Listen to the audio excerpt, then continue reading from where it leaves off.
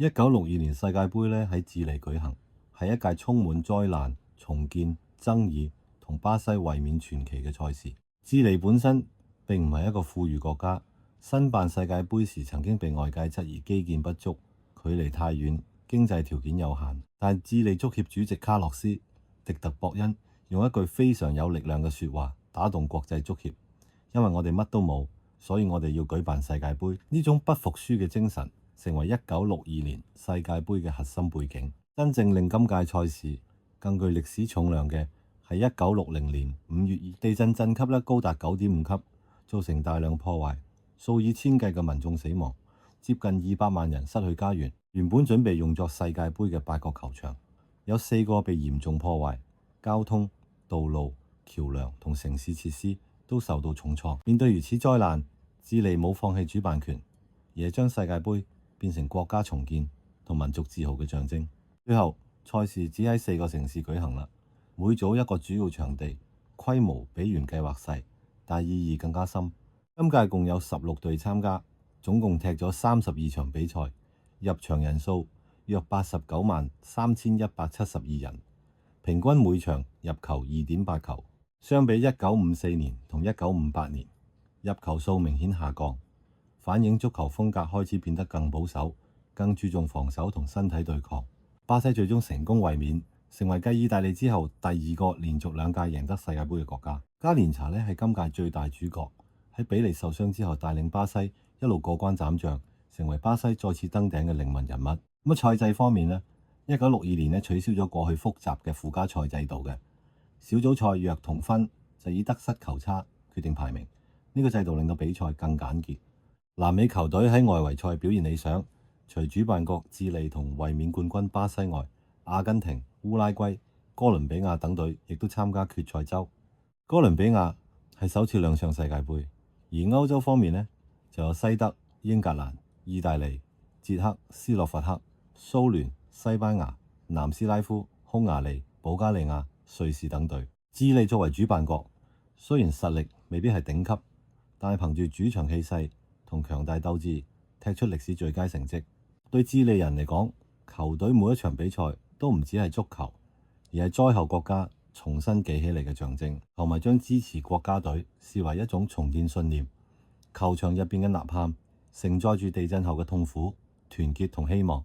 小組賽其中最惡名昭彰一戰係智利對意大利，被稱為聖地牙哥之戰。賽前意大利媒體對智利城市環境、貧窮同埋社會情況作出尖銳嘅批評，令智利民眾同埋球員感到被羞辱。比賽一開始已經火藥味十足，雙方不斷踢人、推撞、揮拳，場面非常混亂啦。意大利球員被逐，球證難以控制局面，甚至需要警察入場維持秩序。智利最後以2-0勝出，但呢場比賽成為世界盃史上最暴力、最具爭議嘅比賽之一，亦促使後來足球界更重視紀律同裁判管理。巴西喺小組賽開局對墨西哥嘅時候，仍然由比利擔任焦點。比利喺比賽中射入一個精彩入球，展現球王級天分，但好景不常。第2場對捷克斯洛伐克，比利拉傷大腿之後無法再上陣。當時巴西全個都擔心衛冕希望會因此崩潰，因為比利係1958年奪冠嘅最大象徵之一。不過巴西陣中仍然星光熠熠，加連查、華華、迪迪、薛圖、尼頓、山道士、迪查馬等球員全部經驗豐富，能夠承受巨大壓力。比利受傷之後，阿馬利度頂替佢嘅位置，成為意外英雄。阿馬利度並冇比利嘅天才光環，但佢用勤力、走位同埋冷靜把握機會，令到巴西攻擊線保持威脅。巴西開始由原本以比利為中心，轉變成更加依賴加連查右路突破同整體配合。加連查嘅盤扭、假動作同突然加速，令所有後衛都難以防守。佢踢法看似隨性，但實際上極具破壞力。英格蘭同巴西喺8強相遇，英格蘭仍然以身體對抗、長傳同埋紀律見稱，但面對加連查嘅個人能力，防線被拉扯得非常辛苦。比賽中甚至出現一隻狗走入球場嘅趣事。加連查之後仲將狗帶走收養，成為今屆世界盃其中一段輕鬆插曲。場上真正主角仍然係加連查，佢以精彩表現協助巴西以3-1擊敗英格蘭晉級。蘇聯門將耶辛依然係今屆焦點之一，但蘇聯喺8強面對智利時未能過關。智利球員喺主場觀眾推動下發揮出色，成功擊敗蘇聯，殺入4強。對智利嚟講，能夠喺地震後2年內主辦世界盃，仲打入4強，已經係民族精神嘅巨大勝利。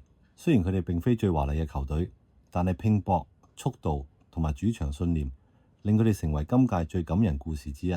捷克斯洛伐克亦都踢出極高水準，球隊嘅防守組織嚴密，門將舒洛夫表現出色，被視為今屆最佳門將之一。佢哋喺8強擊敗匈牙利，再喺4強面對南斯拉夫時，靠紀律同效率勝出。南斯拉夫本身擁有技術同組織能力，但捷克斯洛伐克更加穩健，最終打入決賽。呢支球隊唔算耀眼，但非常實用，亦代表當時歐洲足球越嚟越強調防守同團隊結構。另一場4強呢，係巴西對智利呢，氣氛極度熱烈。智利全國呢都希望球隊可以延續奇蹟，但係巴西實力始終高出一班。加連查同華華成為決定性人物。巴西以4-2擊敗智利晉級決賽。不過呢，比賽中亦都有爭議，加連查一度被逐離場，但其後仍然獲准參加決賽。智利雖然無緣決賽，但佢哋之後喺季軍戰擊敗南斯拉夫，以第3名完成賽事。對一個災後重建中嘅國家而言呢個成績已經係歷史性嘅成就。季軍戰智利對南斯拉夫，智利喺比賽最後時刻入球，以1-0勝出。呢面銅牌對智利意義遠超一般季軍。球隊用成績回應災難，用足球為國民帶嚟希望。智利球迷喺主場見證自己國家隊登上世界盃頒獎台，呢一刻成為智利足球史上最重要時刻之一。決賽由巴西對捷克斯洛伐克。外界賽前仍然關心比利能否復出，但係答案係否定。巴西冇比利，卻仍然擁有冠軍級班底。比賽初段，捷克斯洛伐克由馬索普斯特先開紀錄，令巴西一度落後。不過巴西反應非常快，阿馬利度好快扳平1-1。之後薛圖同華華再入球，巴西以3-1反勝，成功衛冕。今次巴西奪冠同1958年唔同。1958年巴西係靠青春、天才同華麗足球震撼世界。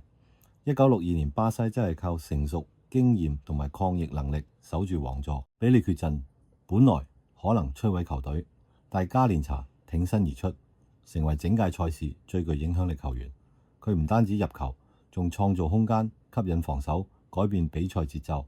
華華亦都成為呢一個重要嘅射手，喺決賽再次入球，成為少數連續2屆世界盃決賽都有入球嘅球員之一。捷克斯洛伐克雖然輸咗決賽，但表現值得尊重。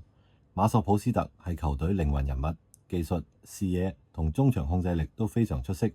後來更加獲得歐洲足球先生。佢喺決賽入球，證明捷克斯洛伐克並非靠運氣走到最後，而係真正有實力挑戰巴西。整體而言，1962年智利世界盃係一屆風格轉變明顯嘅賽事。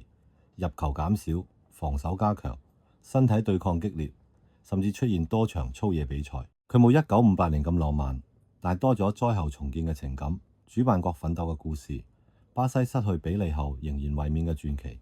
同時，聖地牙哥之戰亦都提醒世界，足球激情若果失控，可以變成暴力同仇恨。1962年最終屬於巴西，亦都屬於加連查。呢屆世界盃證明，真正強隊唔係只靠一個球王，而係即使失去最耀眼嘅球星，仍然有人可以企出嚟改寫命運。巴西成為第2支連續2屆奪得世界盃嘅國家，正式鞏固足球王國地位。而智利則用一場災後世界盃向世界證明足球可以係重建信心、團結人民同承載國家尊嚴嘅力量。